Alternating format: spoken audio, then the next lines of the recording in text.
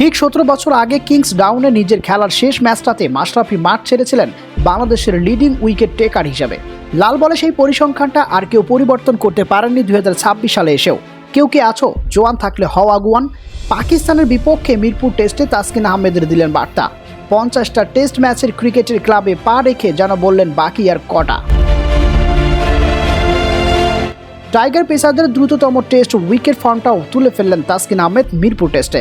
Comeback কিভাবে করতে হয় সেটাও ঢাকা এক্সপ্রেস দেখালেন। তাসকিন ওইখানে যেভাবে বোলিং করেছে এর জন্য আমরা হয়তো ওদেরকে খুব কম রানে আটকাতে পেরেছি, বললেন মেহেদী হাসান মিরাজ। কারণ আমার জন্য অনেক ইজি হয়ে গিয়েছে। যখন ও 2টা উইকেট নিয়েছে আমিও 2টা উইকেট নিয়েছি। ওর জন্য একটু ডিফিকাল্ট ছিল, অনেকদিন পর টেস্ট খেলেছে, কিন্তু ওভারঅল আমার কাছে খুব ভালো লেগেছে ওর বোলিং দেখে। মাশরাফি 78 উইকেট টপ কানট লিস্টে তাসকিন আহমেদ এগিয়ে একটি পেসারদের মধ্যে সর্বোচ্চ উইকেট এখন ওটাই।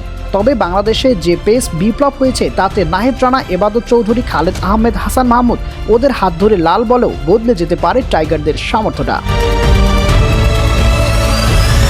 স্পিনে বাংলাদেশ বরাবরই ভালো, ঠিক কতটা ভালো তার প্রমাণ কি রাখতে পেরেছিলেন মিরাজরা? উত্তরটা হ্যাঁ হওয়াই দরকার। স্পোর্টিং উইকেট আর যেখানে মিরাজ তুলে নিলেন ফাইবার। পাকিস্তানের কোমর ভেঙেছে এই মেহেদী হাসান মিরাজ একাই। নিয়মিত বিরতিতে পাকিস্তানের ব্যাটিং অর্ডারে শুরু থেকে শেষ সব জায়গায় হাত রেখেছেন মেহেদী হাসান মিরাজ।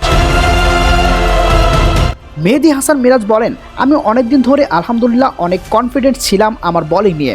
কারণ আপনি যদি দেখেন যে পাকিস্তান ওডিআই সিরিজ থেকে নিউজিল্যান্ডের সিরিজ এবং এই 2 সিরিজে আমি নিজে একটু কনফিডেন্সের মধ্যে ছিলাম, বাট আমাকে নিয়ে অনেক কাজ করেছে।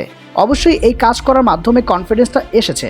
হয়তো আমি ওই সময় অনেক বেশি উইকেট পাইনি, বাট টিমের প্রয়োজনে অনেক ইফেক্টিভ ছিলাম আমার কাছে মনে হয়। ঢাকা টেস্টে হাতে আছে 2 দিন। বাংলাদেশের দ্বিতীয় ইনিংসের পর পাকিস্তানের বাকি আরও একটা। জয় নাকি ড্র, হিসেব হচ্ছে কিসের? চতুর্থ দিনে টাইগাররা যথেষ্ট লিড নিয়ে পঞ্চম দিনে ওদের অল আউট করতে পারবে তো, নাকি নতুন বলের ফায়দা নিয়ে পাক বোলাররাই ঘটাবে নতুন কোনো ঘটনা? অবশ্যই এখনো 2 দিন বাকি আছে। রেজাল্ট এখনো অবশ্যই 50 সিচুয়েশনে আছে।